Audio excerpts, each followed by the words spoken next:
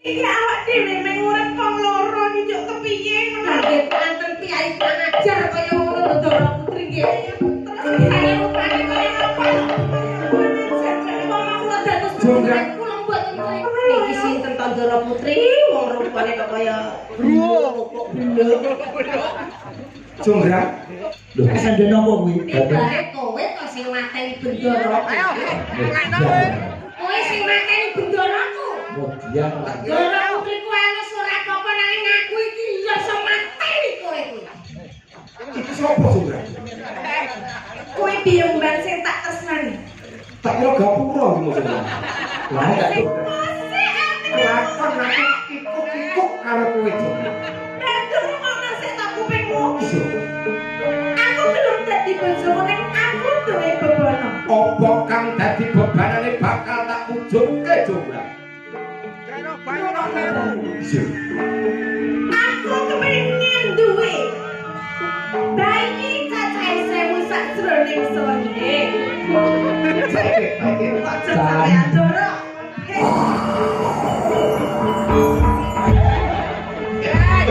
oke nyanyi medus. Wong anak-anak kajen. Nek mau request saking sing mbau reksa bali cangkruk sragi mriki ora. Oh, ngaten. Jaluk frapen Sri Tanjung kok. Nek ngene iki rasa yo namene kowe yo. Nggih, mantep Pak. Pripun? Oh, lakone diganti. Ganti napa? Sutradarane kowe, role kowe tak pasrahe kowe. Kira-kira diganti apa lakone? Nek Bandung Apa? Hah? manut iki marian sampeyan. Bandung. Iya. Mbak tapi dadi apa Mbak mesti dadi apa? Nek Bandung niku lak kalih anu Pak, napa? Ora Jonggrang. Lara Jonggrang. Kowe lara Jonggrang ya? Lah Mbak Lucy. Lara kuning. Masa orang Anu yo candi ngono maksudnya. Oh iya. Yo ngembani. Abdi. Oh. piye? Iya kok kaya ora anu lho kok anu lara Jonggrang ngono piye? Loro kuning kuwi. Ora. Tapi bali Mbak Tati ora jongane. Ya. Sampeyan Bandung. Bandung wedhet. Ya sak onone to kethoprake wong telu kok ya. Kere budaya jenenge. Kere budaya kok. Ngono iki kudu pagam main kok sing penting tikete wis kadung mlebu kok ya. Tuluk.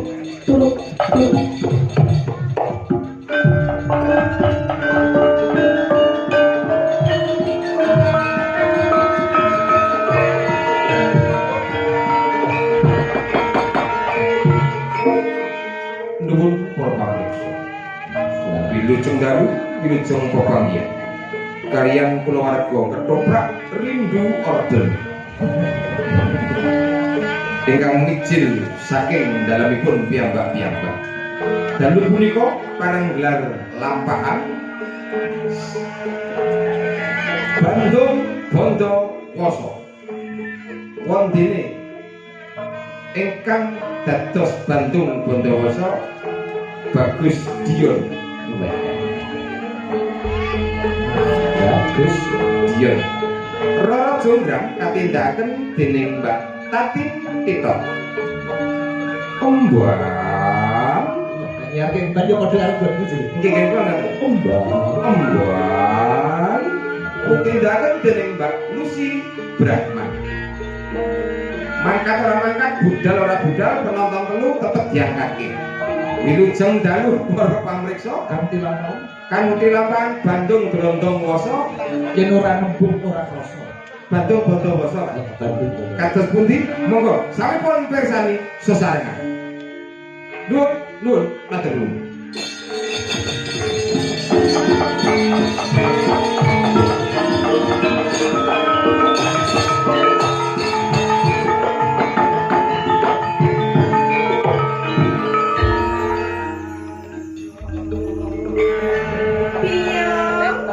Wonten dawuh Ndara Putri. Iki kahanane kok dadi kaya ngene iki to piye to wonten menapa to Ndara Putri kok sajake penggalipun nembe sumpah lho penjara. Saiki kabeh kahanan kabeh prajurit wis padha mati lho ya. Lho kados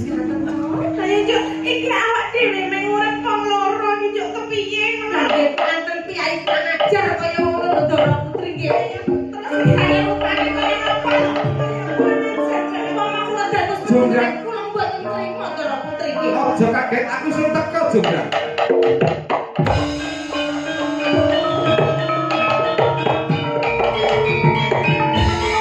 Apa pengen Bandung kok kaya lara kencing manis. Bandung iki sakno gagah ngono. Kurang gagah. Melakumu sing gagah. Gagah. Pendekar. Ya Pak, ya Pak. Jonggrang. Mantek sapa mbok juga? Apa? Kok ketelemen mbok dicukur sik. Astaga.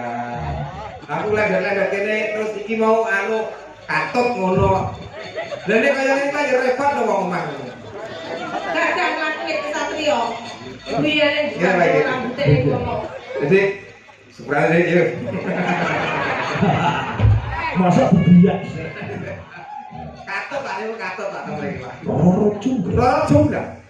Kaget aku sing teko loro Ora Jonggrang. nganggo kaget to. Piye Pak? Aku sing teko wong ayu. Aku sing teko wong ayu.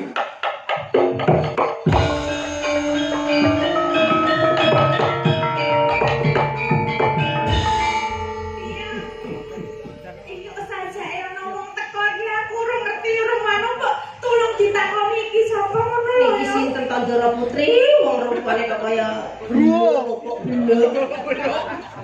Jonggrang. Kok dem-dem. Mangertiya sapa sing praktawan iki ana ing Taman Kaputren. Bengi, Ceritane lak ketoprak aman to pamane. bengi main. Kleru meneh iki.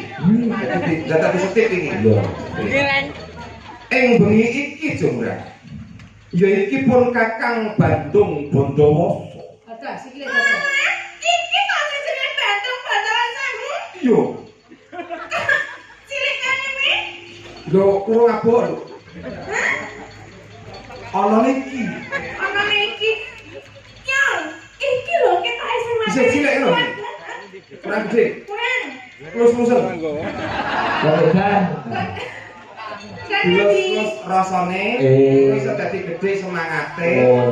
Upamane ora doyan mangan, doyan mangan dadi seger awake gede lho iki. Iya. Gitu, Pak. Guyu. Urung. Jonggrang, Apa? aku sing teko Jonggrang. Wis ngerti. Iya. Iya.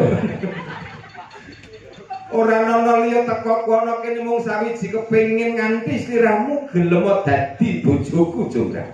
Ora bisa. Piye? Aku ora tresno karo kowe lho. Lho, Kowe nek sing mateni sedulurku ta. pancen mangkono. Terus ibaratnya aku kan duwe ati lho. Nek jenenge keluarga aku mati, terus kowe kok arep dadi bojoku iki, terus rasamu ning ndi? Lho, sandene apa kuwi? Ibare kowe to sing mateni bendoro. Kowe sing mateni bendoroku. Kemudian Ndara Putri ku alus ora apa-apa nanging aku iki ya iso mateni kowe kuwi. Iki sapa Jonggrang? Kowe biyemban sing tak tresnani. Tak kira gapura iki maksudnya. lah gak Sing ketemu seneng lho. senden. Lek ngono ra? Kok Bu senden iki? Lah nggih kok gapura kok. Gelem lewat di marang pun Kakang sliramu bakal mukti uripmu Jonggrang. Ora bisa banget. Pun Jenenge tresno kuwi ora kena dipaksa. Tresno kuwi anane seneng karo seneng. Kowe seneng karo aku, aku seneng karo kowe. Weh, Pak Jana. Ora kena dieman iki bocah. Mangertiya Jonggrang, sapa kang dadi lanange jagat ya iki pun Kakang Bandung Bondowoso. Sapa kang dadi sektine jagat ya iki pun Kakang Bandung Bondowoso. Sing dadi sugih jagat ora ana liya ya mung iki pun Kakang Bandung Bondowoso. Njaluk apa wae bakal ndak turuti waton gelem ladi marang pun Kakang Jonggrang. Nanging aku ora tresno karo kowe Bandung. Apa njaluk tak rudo paksa kowe Jonggrang? Sing tak Bandung. Nggih, Sing nggih. piye? Aku andara iki aku disenengi. Piye aku disenengi aku ora seneng kowe. Alah niki gawe cecek geni mawon to Ndara, ora rupane kaya ngono ora mesti bercandase mawon. Apa kamu sih dari panjenengan? Ngeten iki lho kok. Ya suwun. Ngoten iki lho mboten maca kok niku kok temen kare panjenengan lho ya. Nek dados panjenengan lho mboten trimo jenengan paneni. Jenengan niku nggih kesatria Mas Wedok. Jonggrang. Aku gelem dadi bojomu nek Kalah. Kosek. Gelem dadi bojoku Jonggrang. Kosek ati. Kelakon aku kikuk-kikuk karo kowe Jonggrang. Bantu ngono sik tak kupingmu. Aku gelem dadi bojomu nek aku duwe bebono. Apa kang dadi bebanane bakal tak ujungke Jonggrang. Aku kepengin duwe bayi cacahe 1000 sajroning sewengi. Aja sampean dorok. Candi dudu bayi. Bayi cacahe 1000 nek nyali piro? Wis setahun nek. Bayi 1000 jroning sewengi. Wis ketemu tuh bayi utuh bayi. Aku sok bayangke lentung pucuk. Daya panantiku. Karena aku candi cacahe 1000 sajroning sewengi sadurunge gagang esuk. Cacah candi sewengi. Sajroning 1000 jroning sewengi sadurunge parake ro. esuk. Para esuk wis kudu dadi baku. Kudu dadi. Yen kowe bisa nglaksanani. Aja maneh kok mung cacah candi 1000 jroning sewengi. Njaluk tak tanggapi dalan kondang ki Sigit Ariyanto 30 taun 30 wengi kelakon kowe iki. Yen mangkono mangkat. Mangkat kok tekno karo aku. Ora mengko ora sesuk ora kapan wong iki cacah candi 1000 dadi Jonggrang.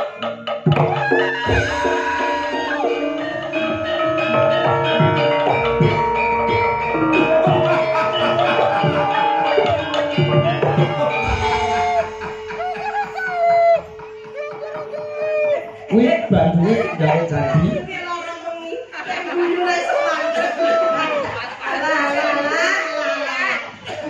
Aku abdine sing lanang. Doro Putri enggak pergi Doro Putri. Iki sapa dadi sapa? Waduh, aku lu ngeneki wis nek Pak Sigit sik. Bojone ketoprak kok. Piye. Kowe kan nyambut gawe candi. Jadi Menapa sampun dipun menggalih nggihipun paring bobono dateng si Curut. Bantu Bono Aku Wangu. jane iki ora tresno lho ya. Sapa Kang? Sapa Iya, Bantu. Iki lho, maksudnya karo iki nyeluke sapa? Alah, Reng. Karo iki nyeluke sapa? Kang Mas Bagaskara. Oh, Kang Mas Bagaskara. Sasanipun kula menika boten tresno kalian Bandung samangke nggih kedah kula kan kedah kudu ngapusi ben kok angel. Lah kan gawe candi kok malah lenger-lenger kaya ngono. Ono ben gawe candi, anake dhewe gawe bayi. Pak Igit iki nambah-nambah anggaran. Kok ketopake wong telu melu-melu ya ngopo lho. Kene arep gawe candi malah keluarga. Jadi sudah mau ngomong aja, tak buktikan rasa kerja ngomong, wis ora.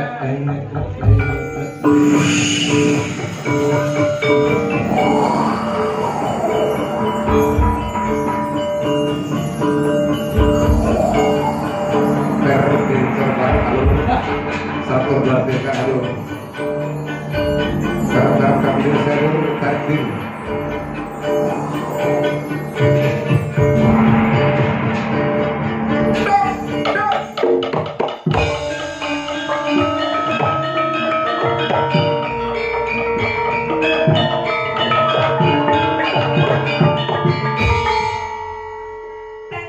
Jonggrang. Apa wis kabeh mbok lakoni? Cacah candi 1000 dadi Jonggrang.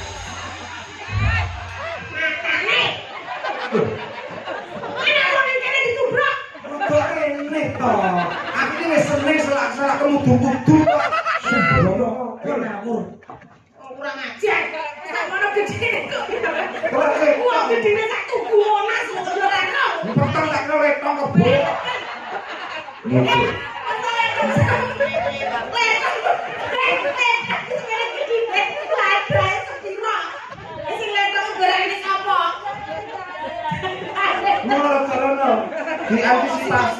Diantisipasi to. Jonggrang. Saka bungahing hatiku iso ngersanani apa kang dadi panyuwunmu Jonggrang. Ayo lelaki marang kowe. Nanging aku ora percaya yen durung tak etong. Lho, kowe ora percaya karo pon. Ora percaya. Cacah candi sewu sing kaya mangkene akeh iki seurung wis banggep kurang. Kurang. Aku nek urung tak etung urung percaya. Biar tolong etung iki. Sini ku ngapusi Ndara. Biar tolong dietong iki. Jenengane kudu etongne nggih Ndara. Candi sisih kidul rika wonten siji loro terus wonten gangsal atus Ndara. Heeh, terus 500 gunggunge. Terus candi wonten mriku nggih jiro lupano wonten 200. 400 dadi 900 gunggunge. Candi sing wonten mriku Kendi kono? jiro lupano 67 11 apa 99 ta Ndara? Pira? 99 boten genep 100. Tenane lho ya. Estu. Jajal Ini dibagi. kono ana sing turu. Tadi yo turu. Anu, arep ngono. Tenanan lho yo. Tenanan sangat Dadi niku 199 ngapusi niku kreseng siji. Piye? kudu Kowe sewu. ateges ora iso minangkane apa sing dadi jalukmu. Nyatane candi anane gur 199 kurang siji Bandung. Tegese. Tegese kowe ora iso dadi bojoku senadyan to kurang siji ning kuwi ora genep 1000. Cacah candi sewu kurang siji kowe tega sampe katesane pun Kakang Bandung Bondowoso. Iya. Ora nonton kaya ngopo perjuangane pun Kakang Bandung Bondowoso. Ente ya, bisa ora kerjaan. Yo ketoprak. Rindu order Ini ini. juga sama masalah ya. Sama masalah. Sama masalah. Ini nyatane cacah candi sewu mung kurang siji wae sliramu tega sampe katesane pun Kakang Bandung Bondowoso. Bapak. Nggih. Wah.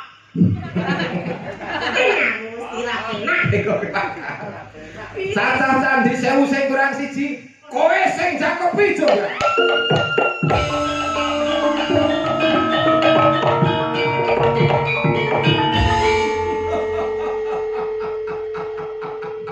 Karisan. Kapani. Wih. Di PM, dari 50 kilo. Ayo tadi. Patung, Pak. Jadi patung. Jadi wis ra iso obah, Pak. Wih. Patung lah atas Pak. Apa?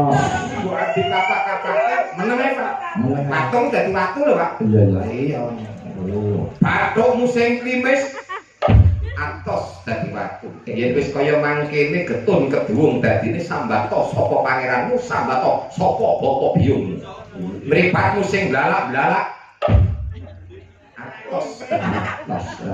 irungmu sing bangir nganti kaya pelorotan TK. Atos dadi watu. Aduh. Sing atas apa meneh? Lambemu sing tipis yen ngunek-unekke wong lanang nganti ora wani mulih mancing. Atos dadi watu. Janggutmu sing nyatis nganti kaya cantolan anduk. Atos dadi watu. Gulumu sing olan-olan nganggo sandangan apa wae sarwa patut apa meneh yen ora nganggo sandangan. Oh iya. Atos dadi watu. Gelunganmu, pundakmu, gegermu, bokongmu.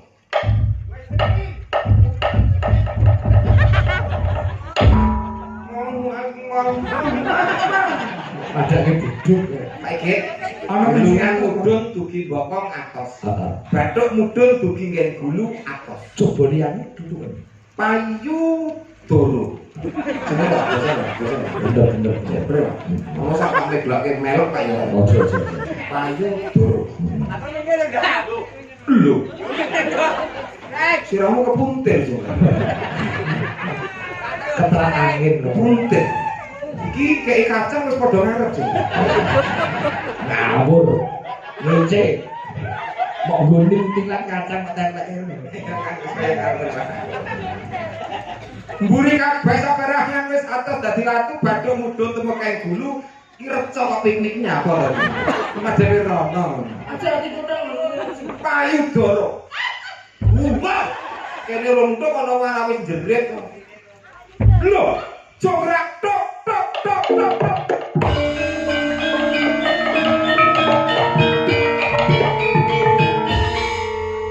Jograk.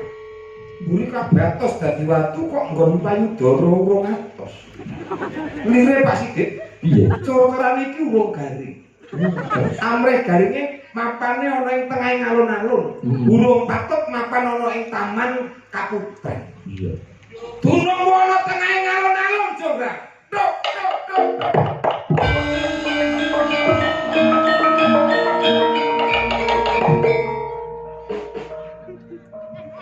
Mbak, Wah, help me. kok ngidungan. Ora. Kayak dion ge. Apa? Iki dikakake. Ora ngono. Malah Dara Putri. Dengan terus suci ya kapan Dara Putri. Kapan kena teng alun-alun sang sore kringin.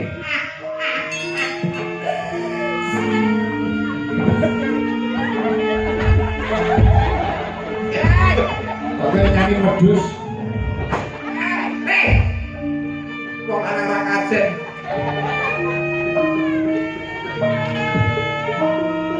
Pak, mboten kuat Pak. Ya wis ben. Kok tak junjung dia. Ini apa?